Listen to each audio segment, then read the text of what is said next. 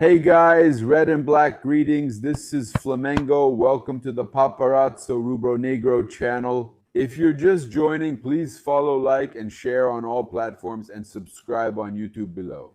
Turn on notifications by clicking the bell and leave a cool like on the video. We're here with a lot of information for you. There's a lot for us to talk about. Let's talk about yesterday's tragedy. 3-0 Volta Redonda. Is that a reflection of what's happening? Lucas Paquetá's issue has been settled since yesterday morning, and it's no longer about value. Flamengo had already reached close to 40 million euros, Flamengo's offer, with bonuses, with targets, with a gap there. The official offer, which will still be sent, hasn't been sent yet, the official offer. In fact, there are partnerships, involvement of a famous sports law firm from the sports field.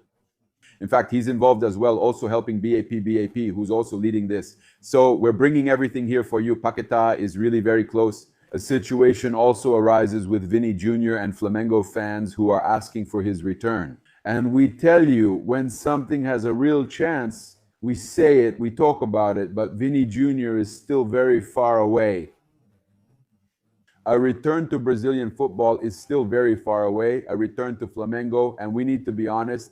But we'll bring everything to you here, bring a lot of information about VARmeiras, about Abel Ferreira talking about Flamengo again. It's a joke, this guy talking about Flamengo's youth academy. Then there's already the issue with video assistant referee, the semi-automatic offside, already to help Palmeiras, VARmeiras, and we'll bring everything to you guys here. We also want to remind you that in the pinned comment in the description, there's a contact for you to message Haroldo's Caravan on WhatsApp and secure your spot. Cheer Flamengo in the games. Libertadores starting soon with its draw, plus Recopa, Sudamericana, Supercopa in Brasilia, and Recopa against Lanús in Buenos Aires. You can secure all of that in Maracanã, the Carioca games at Maracanã and everything else. Let's get it back. Let's get it back. You can secure all of that with Haroldo's Caravan with the ticket included. Let me also remind you we have partners like MEPS, Brentacar, and More Hair. Vivi Homes Orlando lets you secure your home and investment and dollarize your money. It's amazing. She has the best options for houses and apartments in Orlando, Miami, so just reach out. And also IP Florida with us here, always doing a fantastic job. Anna there, one of the most awarded insurance brokers. Well, we have a lot of information to bring to you here, okay? Look, we have some important information to share with you.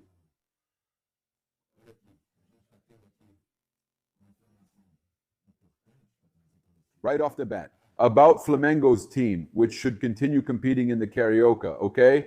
They still haven't won in the Carioca Championship. 1 point out of 9 played. It's a shame. It's crazy. But it's the kids, not the Flamengo jersey that didn't debut yesterday. Once again, that third kid embarrasses us, but it's not the jersey's fault. People will say that jersey is unlucky, but it's not. Bruno Pivetti's work isn't good either, right? It's not good. And then the Flamengo youngsters, which BAP already said would be a transition generation, that 2027 was what he promised, that the under 15 group, the guys who are 15 and 16, that was really a stronger group. So, after 3 games without a win, with 2 losses and 1 draw playing with an entirely under 20 squad, Flamengo is considering using a mixed team in the classics against Vasco and Fluminense. According to Sport Television, the tendency is that some players from the main squad will be incorporated into the team, which will remain under the command of Bruno Pivete. The decision comes, well, there's this guy. Honestly, I don't think it's a good idea to continue with Bruno Pivete. He's played 3 games and hasn't done well. It's Flamengo, a classic. If we lose badly, people will talk about it forever. The decision follows disappointing performances by young players and a losing streak in the state championship, despite promising talents like Alassian, who has since joined Red Bull Bragantino, appearing early on. Flamengo prioritized the Carioca using young players because the professional squad returned late, only on the 12th after the Intercontinental Cup. Even so, the results have already raised a red flag. Even though the competition is not treated as a priority, not being a priority doesn't mean it doesn't matter. It's tough to get relegated since the Carioca protects big teams, but watch out, you could still fall one day. There's relegation, man, and now the Carioca has a big prize, right? With only 1 point, Flamengo is in fifth place in Group B. They risk finishing the round at the bottom, depending on the result. Marica and Portuguesa, okay? Given this scenario, using a mixed team comes up as an alternative to try for an immediate reaction, especially in the classics. Yeah, my friend, people are already complaining. A mixed team? No, you need the strongest lineup. Eder Fernandez Caixeta, we're last in the standings, so use the best players. Let me tell you something else, okay? There's another situation. Palmeiras already has injured players, they already have injured players. To begin with, the Brazilian Vitor Roque, I'll talk about that. The schedule is absurd, it's a shame. Flamengo played the most last year. We need to complain about the soccer this under-20 team is playing. They're wearing Flamengo's jersey, and it's Flamengo. But I'll tell you something. This schedule is also a joke. Look at Palmeiras, then we'll talk about what Abel said, but we have to mention there are already injured players, okay? Yeah? Look, Pedro Hugo said this, but because of the logistics, Flamengo's main team should play the classic matches. That's how the schedule has to be, right? It's a scenario, Albuquerque, that should have happened in the first game. It didn't happen at Napa either, but they were counting on the kids, just like they did in other situations. And they couldn't handle it, man. They couldn't handle it. Yesterday, Carboni messed everything up. Man, what a crazy thing to get sent off right at the beginning.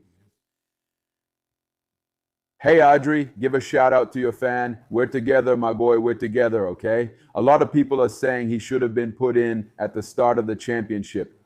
I sent a message to our group in Flamengo's soccer chat saying exactly that comment. Here, Junior ZZWX, I said the following. Why not use the players who played little in 2025 and those who just arrived?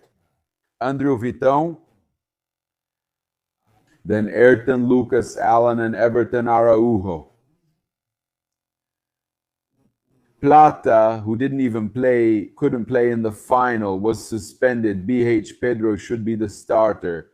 Then you use Michael, who isn't confirmed yet. The negotiation with Santos is that you really have to use these guys. You have to use these guys who didn't play much last year.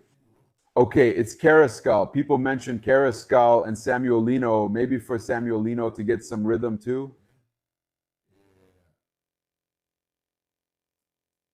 And then honestly, man, I'm seeing some comments. There are people who are really going to wait until things go completely downhill. Okay, hey, it's nothing, guys. It's nothing. Hey, it's nothing.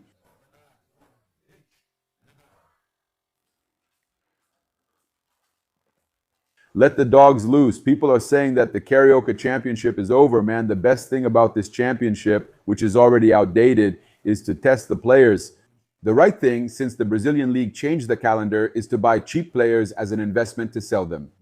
Mixing in some guys from the under-20 team, that's a good idea. Yeah, that's a good idea. That's a good idea. A few weak substitutes refuse to play. Man, look, I get it. People get upset, but there's no way, man. There's no way, I'm going to take the opportunity before talking about Lucas Paquetá to talk about this issue here, okay? So, due to the youth team's lack of success in the first 3 games, it's very likely that the professional squad will return earlier. And then with part of the team being a mixed squad as well.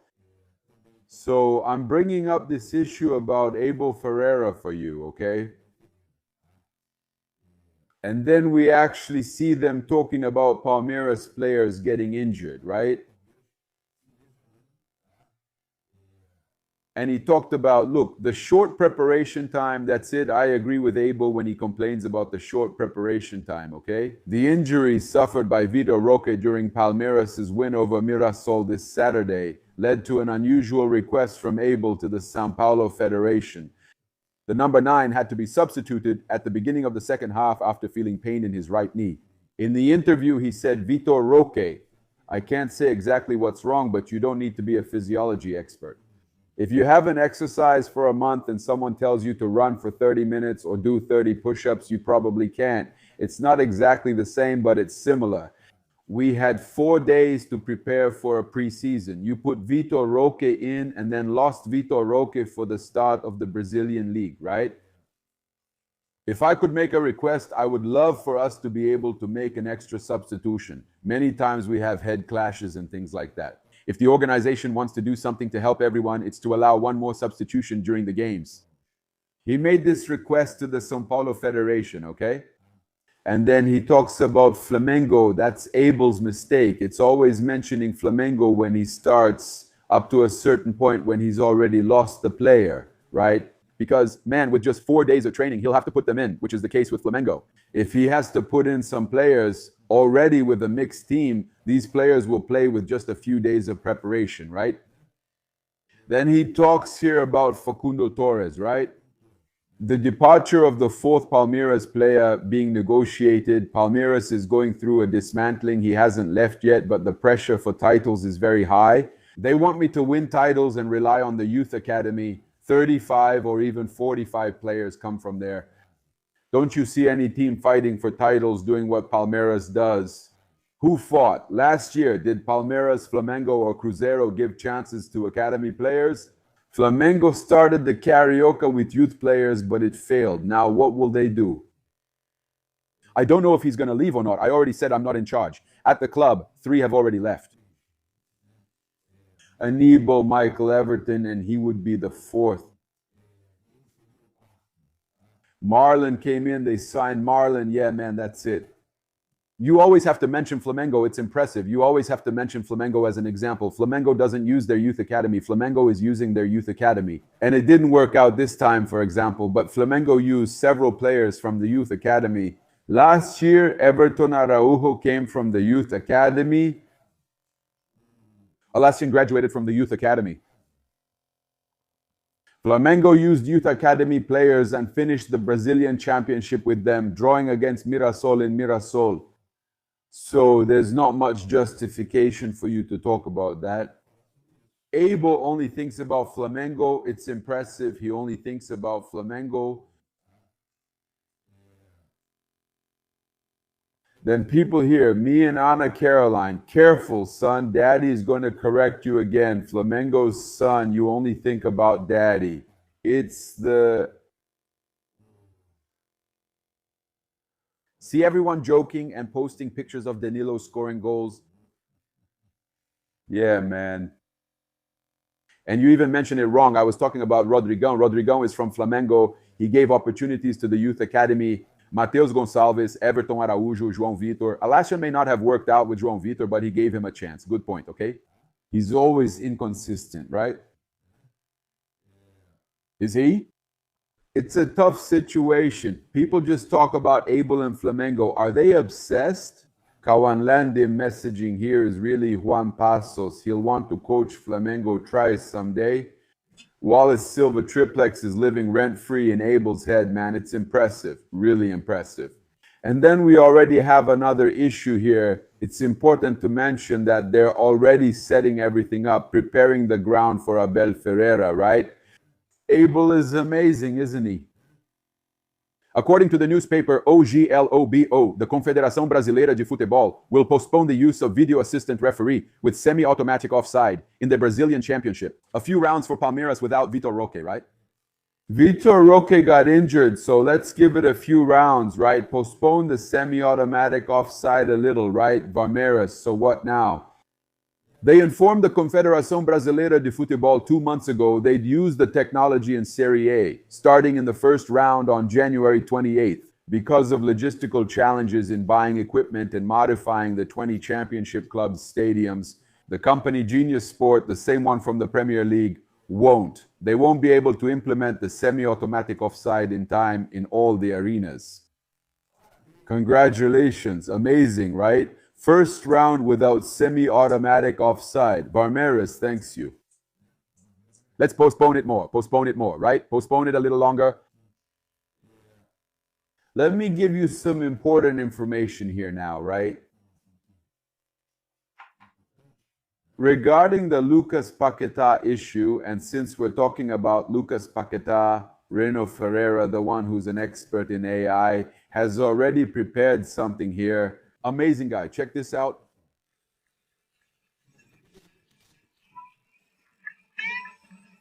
Look at that. Look at that. Look, Paquetá's little play. And, doctor, everything's good.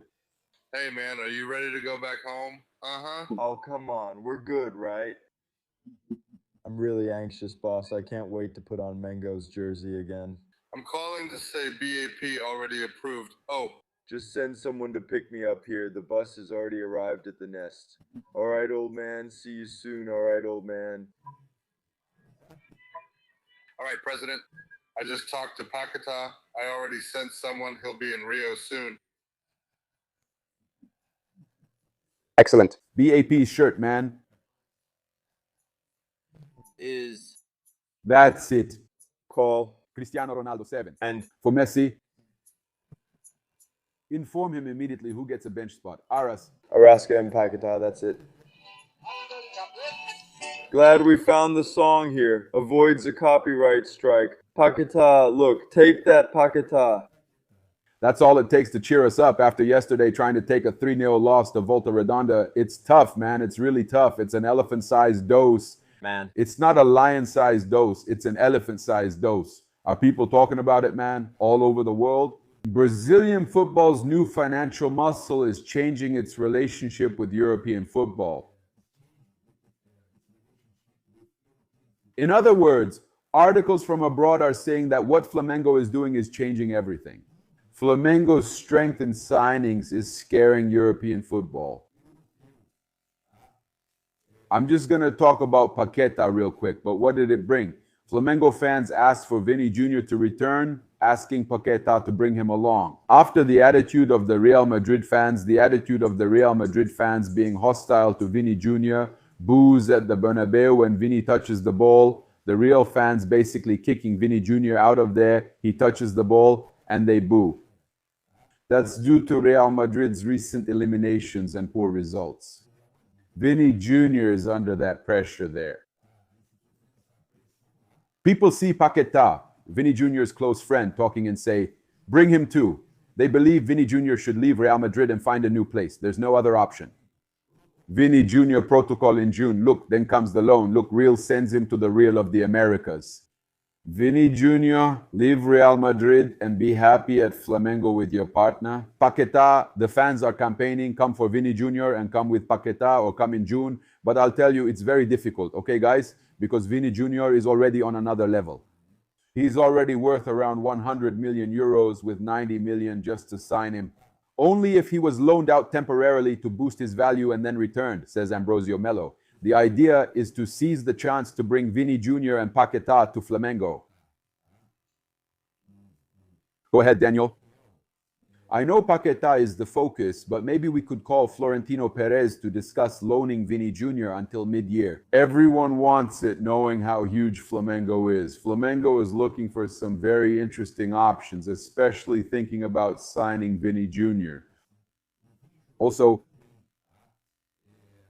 we have here Panathinaikos signing a player who was rumored to join Flamengo's Santino Andino, so he's closing a deal with Panathinaikos. I already told you he probably wasn't going to Panathinaikos. Flamengo wasn't really interested. It was news that had been leaked, often pushed by agents. So that's the situation. Let's wrap up our video here by talking about Lucas Paquetá, who is very close. The player has already talked there. He's already said he doesn't want to play anymore. He doesn't want to train at West Ham anymore. No, he obviously still has his contract to fulfill, but when a player doesn't want to stay, it's hard for him to remain there. So the fans there are being hostile towards Paquetá. West Ham is already inclined to accept Flamengo's offer. Flamengo is preparing an official proposal between 40 and 45. The information is that West Ham wants 45 million euros to let him go. Now, Flamengo is trying a proposal around 35 million euros. More goals to reach a value close to what West Ham accepts. The issue is simple. It's a waiting game. Now, West Ham already knows that Paquetá doesn't want to play anymore. They won their match there without Paquetá and the player. One thing is clear. Paquetá already belongs to Flamengo and will join them in 2026, whether it's now, mid-year, or in just over a month. at the end of the transfer window, the question is everything already settled? He has already decided that he wants to come back. Flamengo already has a contract with Paquetá. Everything is tied up. Everything is all set. It's just a matter of when, guys. And the amount might go up a little, down a little more, but they're going to accept it. So there's not much more information in this story. The point is, Paquetá wants to come back. They're going to have to sell. There's no other option because otherwise they're going to lose money. Now, Flamengo will have to decide when he's coming, if they're going to want to pay a little more for him to come now, or if they're going to accept what the other guys are saying. So now it's a matter of, I believe, just a few days to sort things out. This is a soap opera. Obviously, the fans get excited, but I'm sure that Lucas Paquetá, to me, is already a Flamengo player. And there are just a few details left to finalize the return of our homegrown player to Mengao. We're together. Big hug. Subscribe, turn on notifications, and leave a like. Thanks for your company. Greetings, Julio Negras. This is Flamengo. Thanks. What's up?